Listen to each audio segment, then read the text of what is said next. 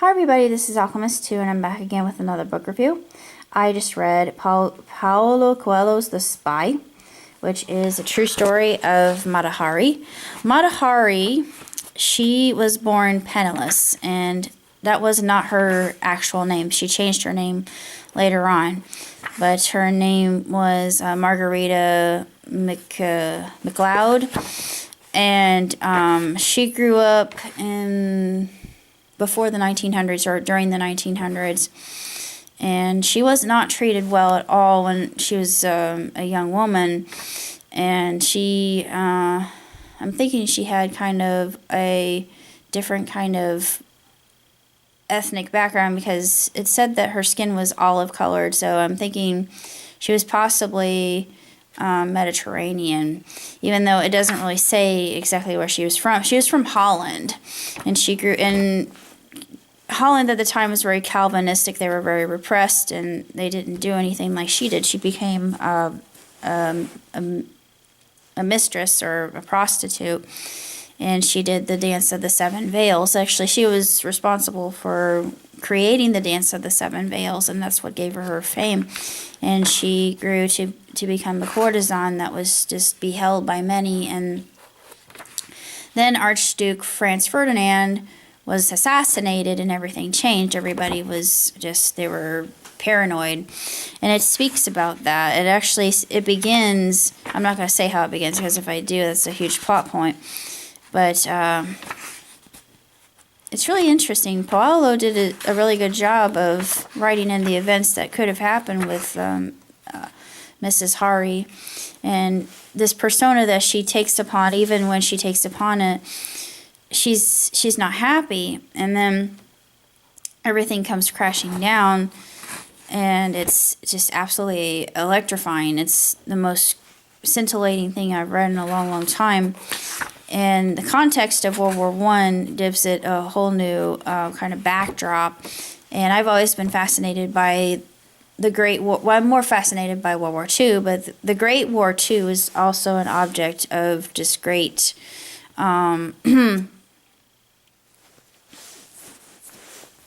just mesmerization for me. I don't know why. I'm just, war is hell no matter what you go through, but it's just, I'm just so compelled and drawn to it.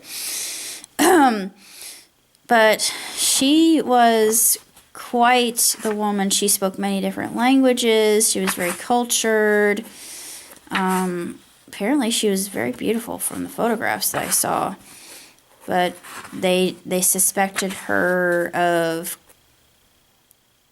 confiding with the Germans, or sympathizing with the Germans at the time, and they were not big on that. And of course there were some that she associated with that who were anti-Semitic, and it was the growing sentiment at the time.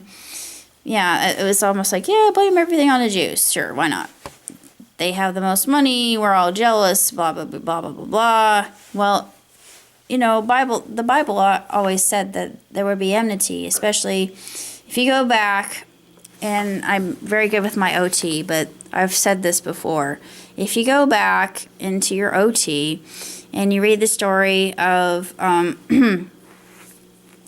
Abraham and Isaac, and Abraham was the father of many nations, and Isaac was with Ishmael, and they were supposed to go sacrifice, and of course Abraham was told by God, by an angel, sacrifice your only son. It's like, my son, he's my only son. Why?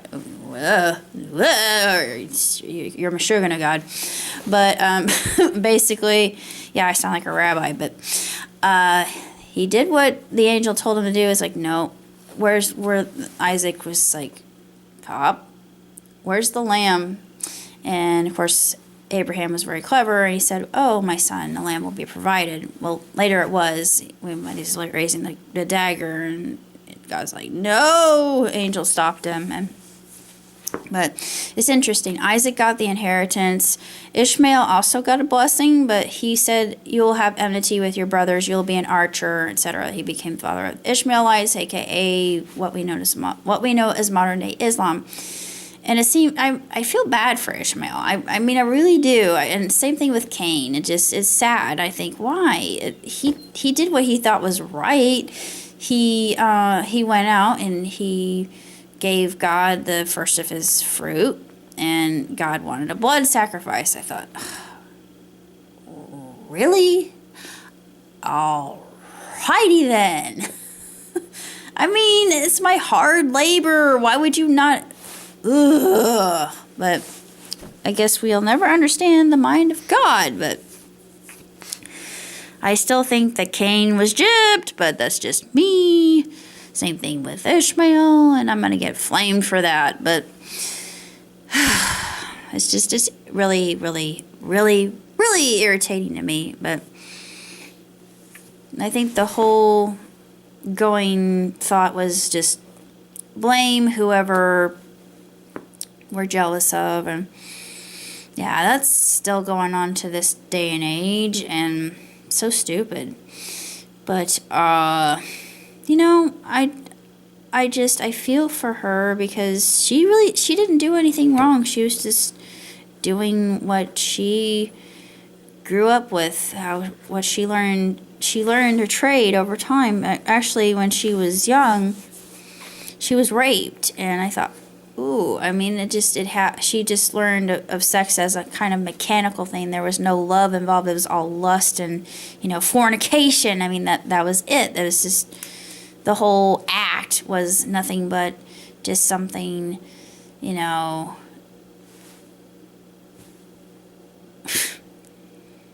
kind of compulsory. And I thought, no. Sex is not that way. Sex itself is a very sacred act, the act of creation. And it's supposed to be done with love. And then, of course, he talks about one of my favorite myths of all time. And I thought, oh, I love this myth. This myth is just, it's so sad, but it just talks about how love must be met with faith. But it talks about Psyche and Eros, and I thought, I know this one so well. And Psyche was thought by Apollo to become a spinster, and they sent her to the mountain. She was dressed in mourning garments, and she was blindfolded. She was supposed to wait for her love, and every night she was met by Eros, not knowing who Eros was, and she never saw his face, and she was not supposed to look upon him because the gods had deemed it, if you look upon him, then he'll vanish. So every day she went to the mountain, and she was just compelled and overwhelmed and just thrilled by the lovemaking that they did. And then finally she got curious one day and removed the blindfold to look upon him sleeping, and he disappeared. I thought, this is worse than Echo. Man, I don't know who got it worse, Echo or Narcissus, or Echo had it bad. Echo had probably the worst. Narcissus, he had it pretty bad too. I mean, he drowned himself over his beauty. So yeah, I know my Greek mythology, but we can talk all day about Greek mythology. But it's just, Psyche is one of my favorites. I love her. I feel like she got the short end of this. She got shafted. Literally. But still, it just, I'm missing the forest for the trees. The whole point is, love is faith. You can't you can't tie it down. It doesn't obey your rules. It's just, love is a force that you cannot compel or tame. I thought, yep, that's true. And just talks about Miss Mata and what happened to her and her ordeals. And she did get some semblance of happiness, but it was like she was in a gilded cage. It was very tragic. But I could not put this book down. Just everything that I read was just so compelling.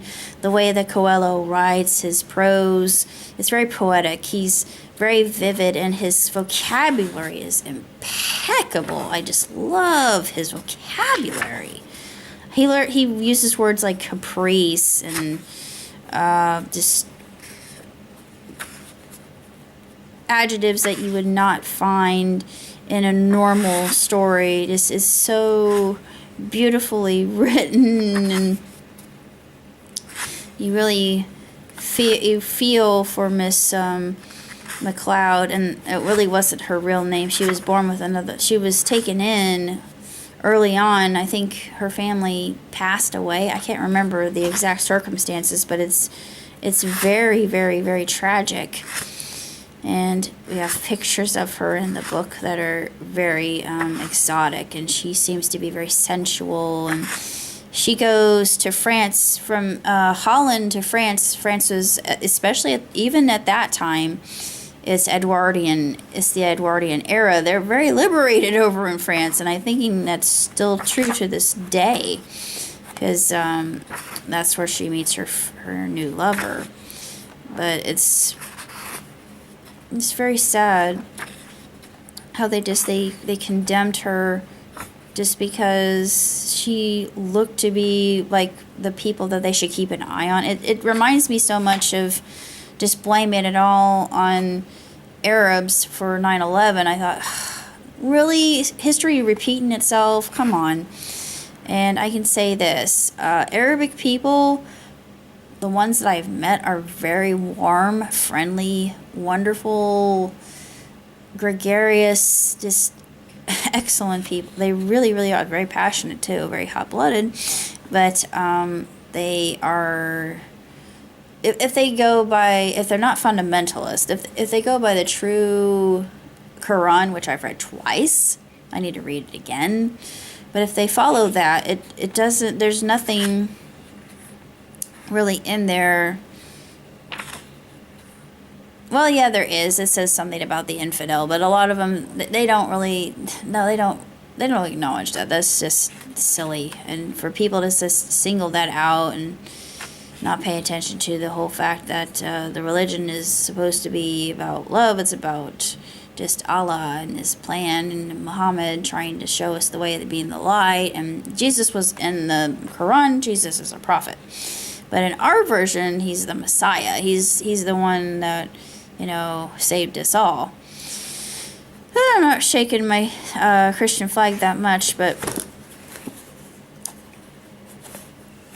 I'm glad that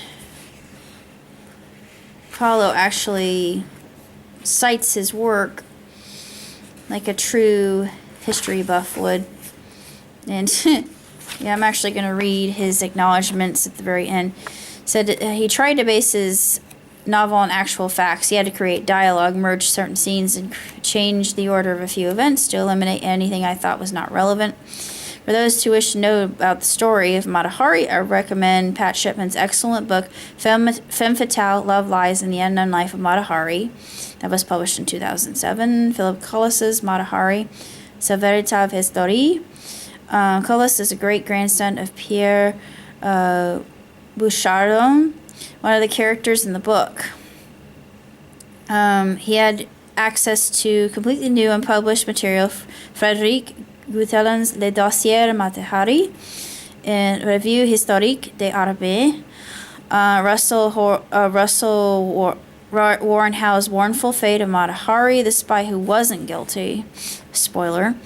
Smithsonian Institute, reference 4224553, among many other articles. My opening pages are based on the news report filed by Henry G. Wales at the International News Service in October of 1917, and had to borrow some verbatim language from that report in its retellings.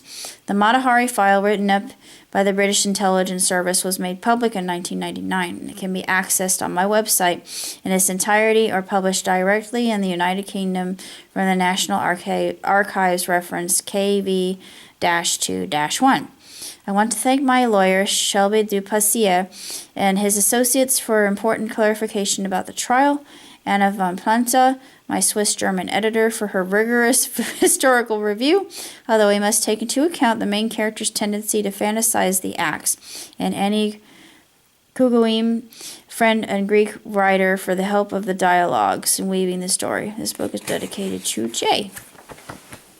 So that's all I got to say about The Spy, and I read it, couldn't put it down. It was just so excellent. It's superb. But Coelo really is a master storyteller. He is a weaver of just compelling tales that will completely scintillate and titillate you and leave you breathless. And this is very reminiscent of 11 Minutes, I thought.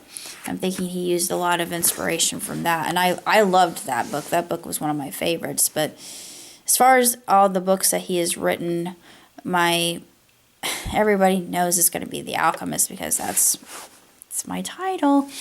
But the other one that I love even as much as that one would be Warrior of Light. So those are the ones that come to mind right away.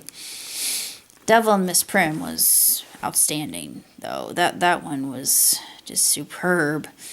All of them are, really. But I haven't read, the ones, pictures at the back. I haven't read, I'm looking at the pictures. Pilgrimage I've read, Adultery I've read, Manuscript Found in Accra, I have not read that, and Aleph I have not read. Those are, maybe, no, I haven't read. Yes, I have read The Pilgrimage, I do believe. Yes, I think I have. If I haven't, then I probably have it in my tote, just full of books that are waiting to be read and reviewed, but that's all I gotta say. So until next time, live long, prosper. Ciao, Tizzy.